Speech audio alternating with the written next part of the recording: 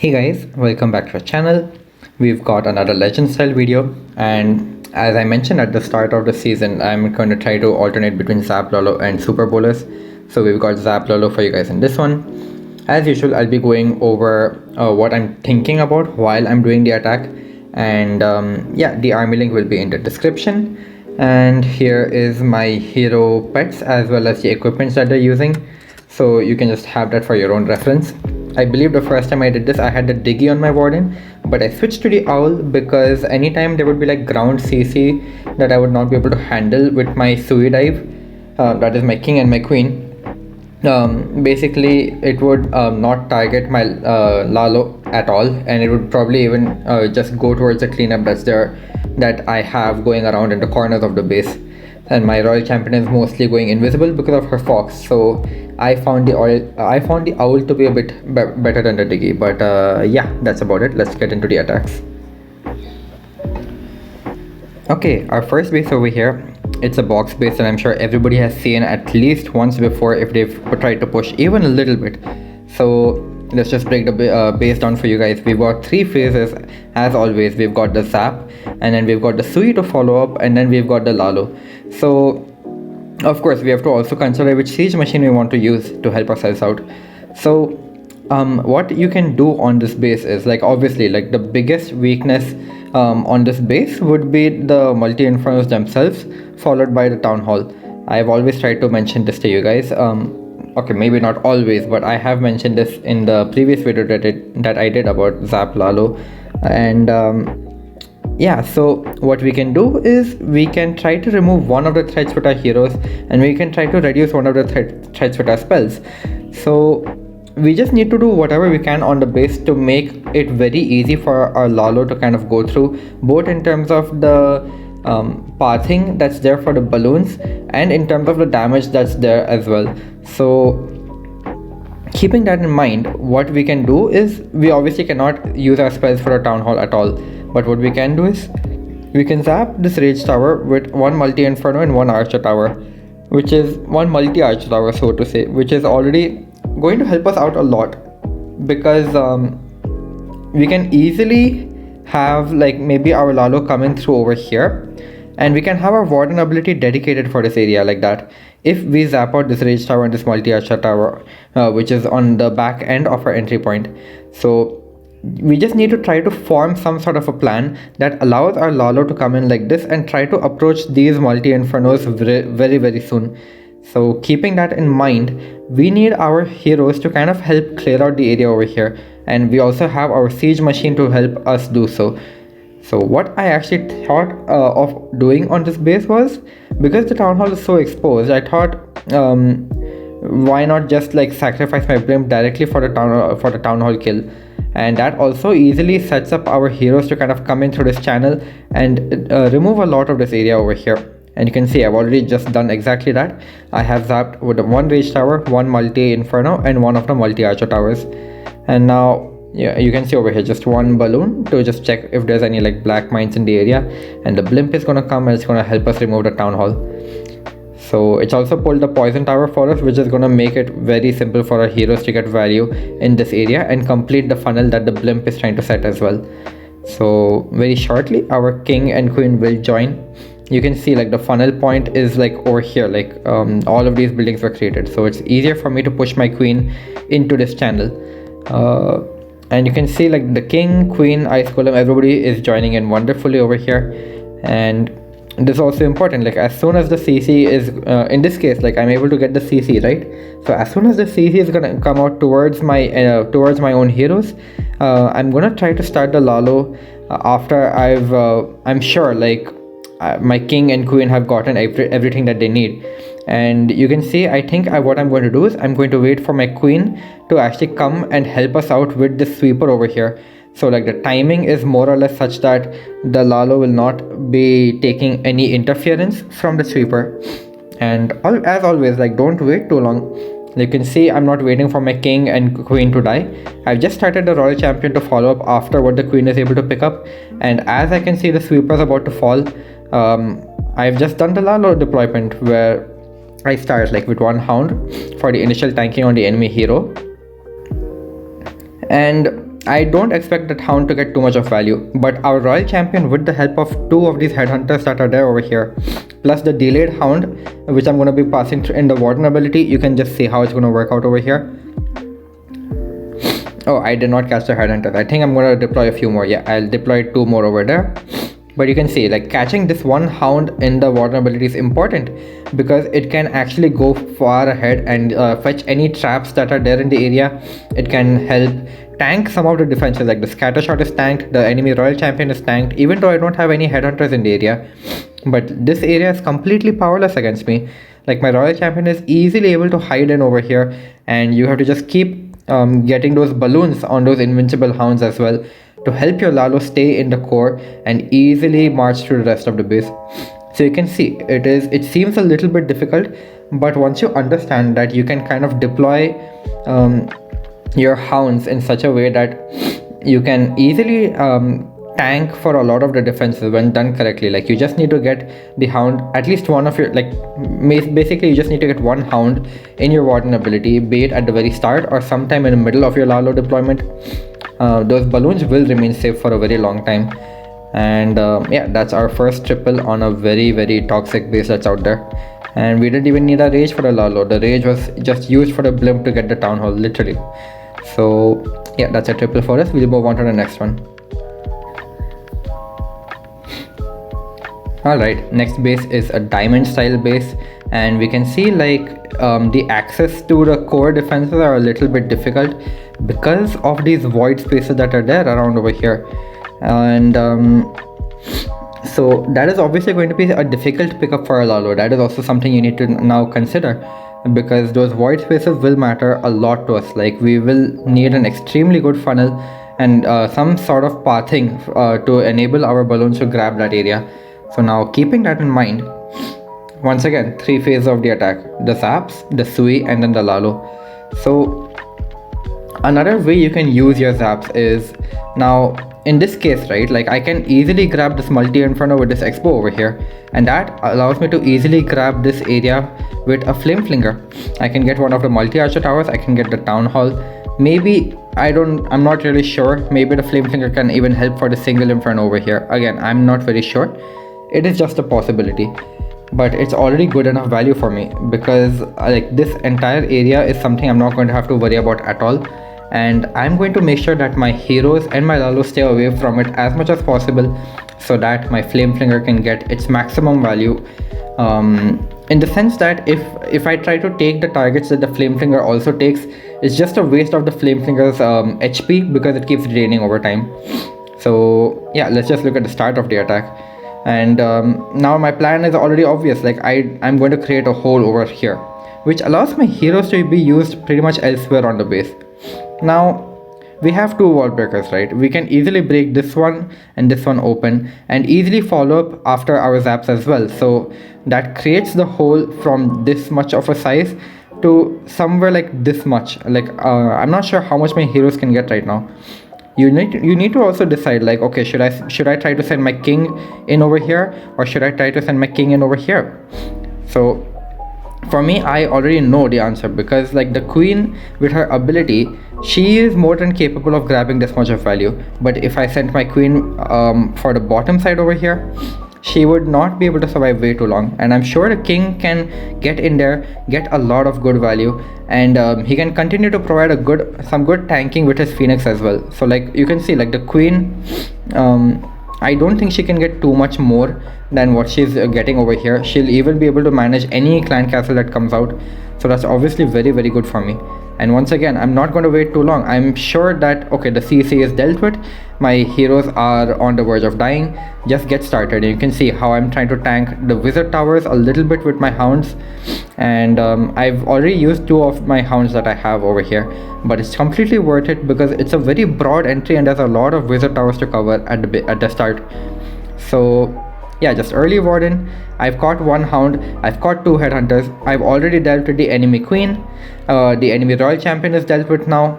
And yeah, as I was saying, creating that spam wave like motion across this entire bottom allows us to split into two waves, one of which goes towards this monolith, which is annoying, and the other one is just gonna come around like this And you can see I've deployed my royal champion literally at the very end of the attack. I have not used her at the bottom at all because there were ricochet cannons over here.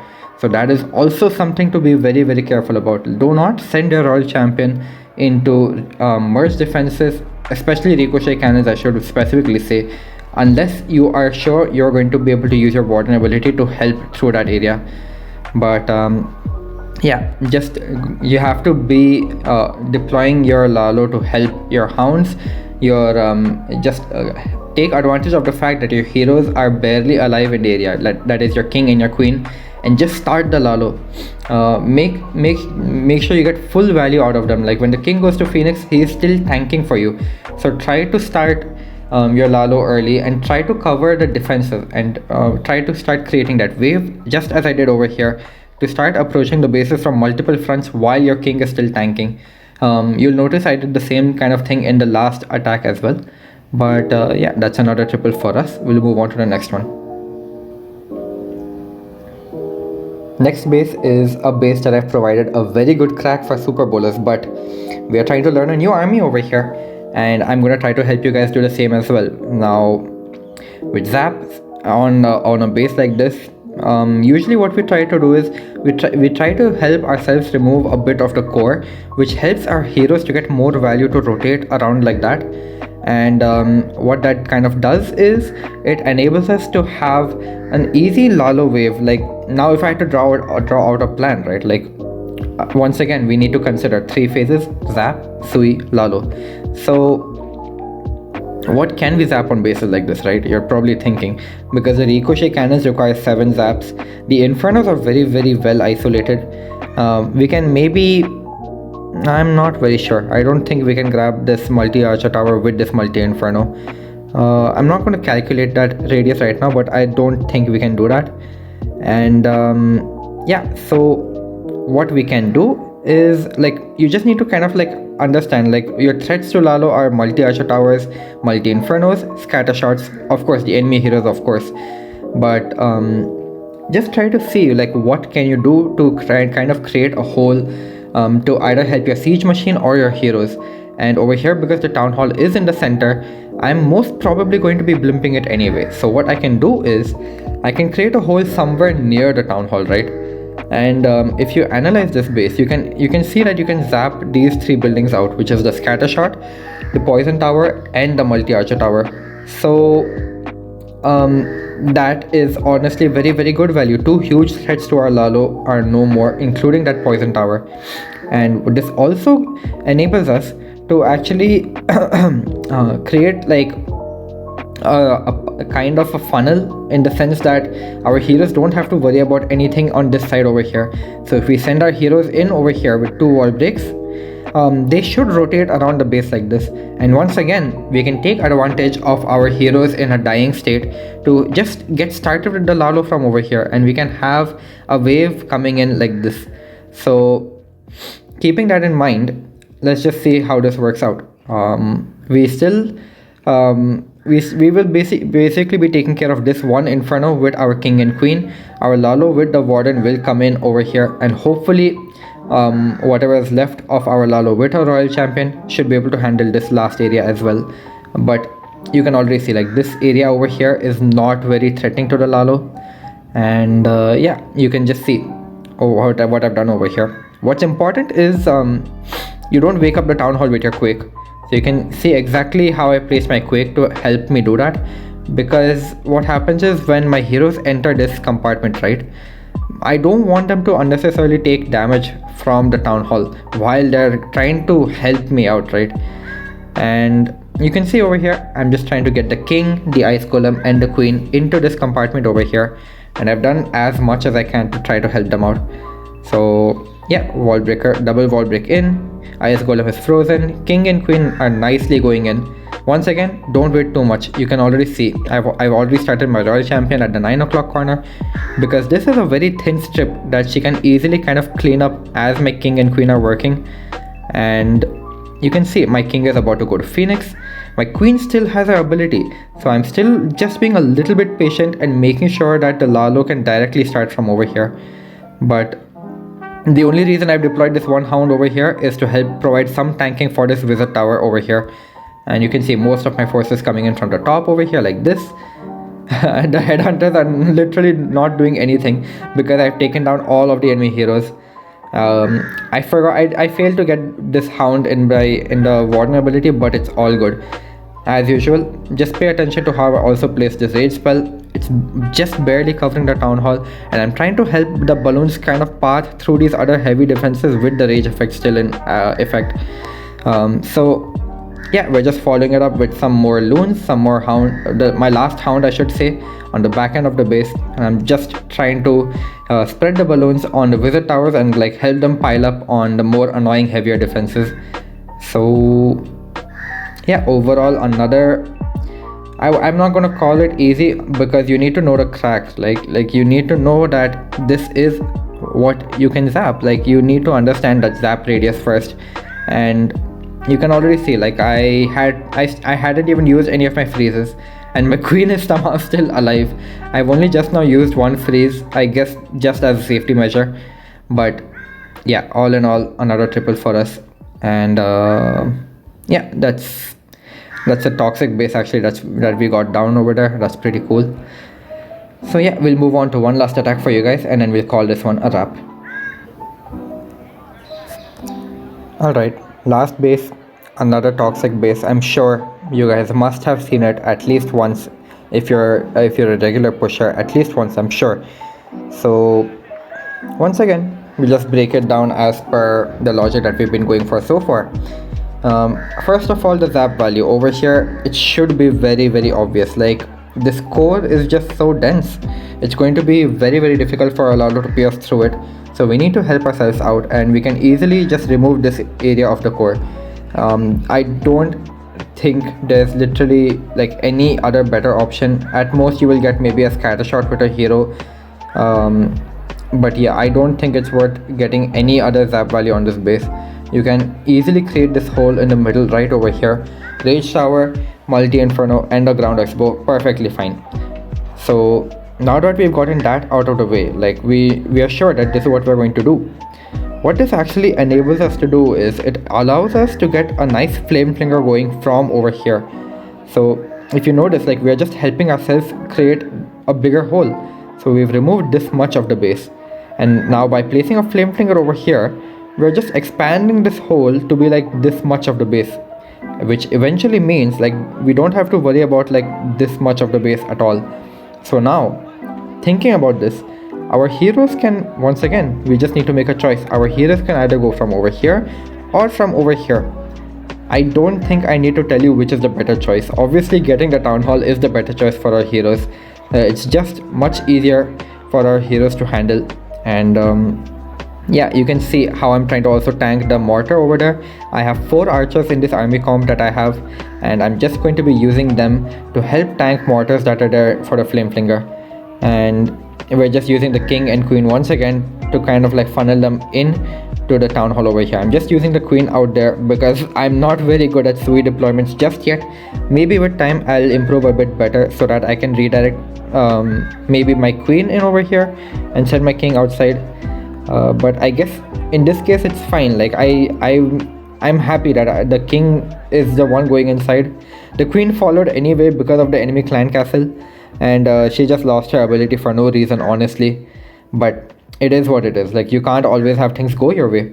So now once again you can see what is actually happening over here. So we've got like this much of the base kind of handled because of the flame flinger and our zaps, and we've also removed like this much.